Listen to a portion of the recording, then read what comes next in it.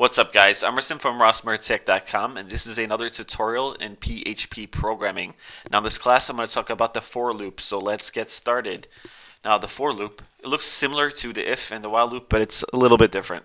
Now let's just type it out. First you have to type out for, hit space, open and close parentheses, hit space, open curly brace, hit enter a few times, close and curly brace, right? The structure is similar, right? But it's not the same. Now, with this for loop, everything it's going to be done within this parentheses here. All the controls will be done within this parentheses. Now, we're going to be able to use three expressions. The first expression, we can declare a variable, and we could name it anything we want. I'm going to name my variable red, and I want to make my variable equal to 1, right?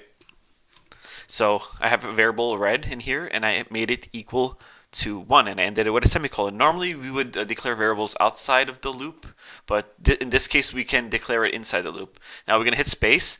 Now let's start writing our second expression, and I want to use the less than and equal to symbol because I want the variable red to be less than or equal to, let's say, 10, right? And use a semicolon at the end. That's our second expression. Now our third expression, we can decrement or increment the variable right within the parentheses. And we don't need to use a semicolon while we have it in this parentheses here when incrementing or decrementing a variable. So now, again, from the top, this is a for loop. The loop will continue going. Now in here we're going to have it do something, right? You could have it echo something or execute any type of line of programming you want. But I'm going to have it echo the variable itself on the screen, right? So we're going to end it with a semicolon. All right, let's start from the top. Again, we declared a variable here and we gave it a value of 1, right? Then over here we're testing some conditions. We're testing whether the variable red is less than or equal to 10. If it's less than or equal to 10, it's going to automatically go to whatever's within the loop. It's going to execute it, right?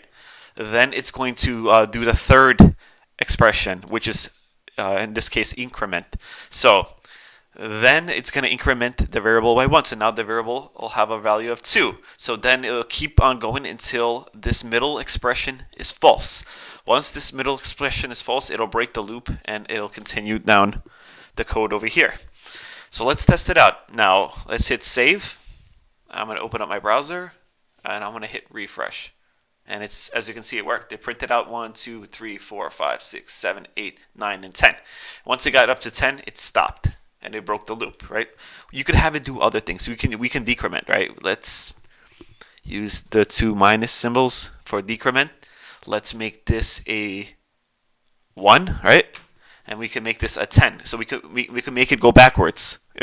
We could make it count backwards from 10 to 1, right? So let's make this a 10. Now we got to change this here. We got to make this a greater than or equal to 1. So then it's going to start counting backwards. So let's hit save.